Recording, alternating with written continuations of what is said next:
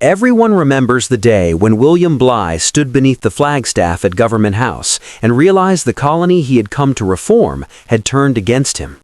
It was 26 January 1808, a date that would echo through Australian history as the Rum Rebellion, the only successful armed overthrow of a government on the continent. Bligh arrived in New South Wales in 1806, not as the familiar embattled hero of the Bounty saga, but as a governor sent to impose order. The colony he found was a fragile experiment, a penal settlement becoming a commercial outpost, short of coin, overflowing with opportunity. Into that void stepped the New South Wales Corps, soldiers who had become merchants, magistrates, and landlords. They traded land and livestock, but their real currency was rum. Barrels of spirits were the colony's money, the instrument of credit and coercion. John MacArthur, officer, entrepreneur, and an irrepressible promoter of merino flocks, stood at the center of that informal economy. Bligh moved quickly and clumsily.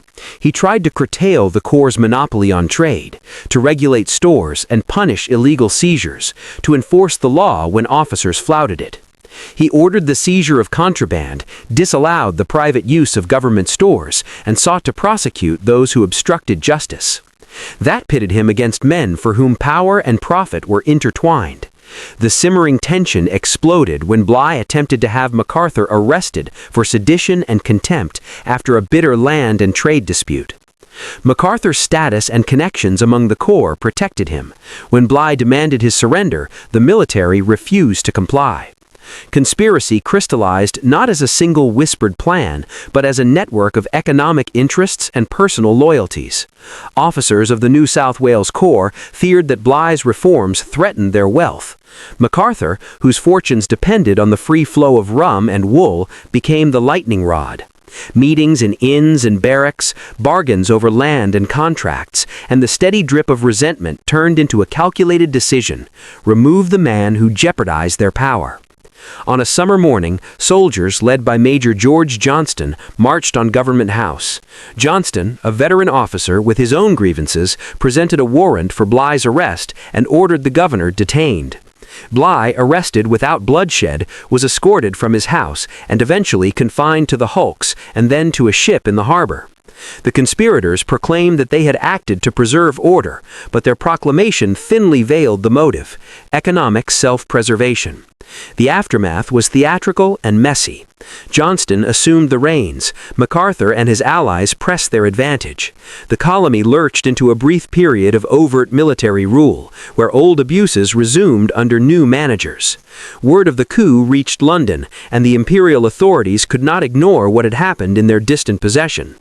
Bligh sailed for England to press charges and demand redress. In the months and years that followed, inquiries, courts-martials, and political maneuvers exposed the extent of the conspiracy and the tangled loyalties that had made it possible. The Rum Rebellion mattered because it revealed how a penal colony had evolved into a society where commercial clout and military muscle could override civil authority.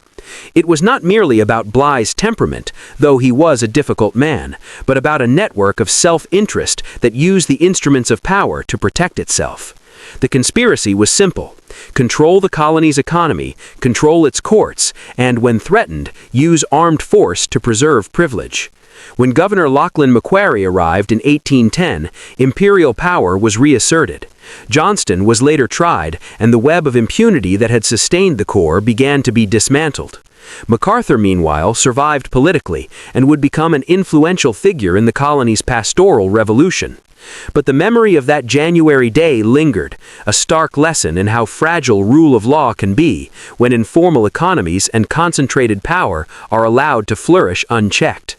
Today, the Rum Rebellion stands as both a dramatic story of personalities and a cautionary tale, a real, messy conspiracy born of greed and habit that for a moment turned the course of a colony, showing how quickly the order of a nascent society can be upended when the engines of profit and privilege decide to act together.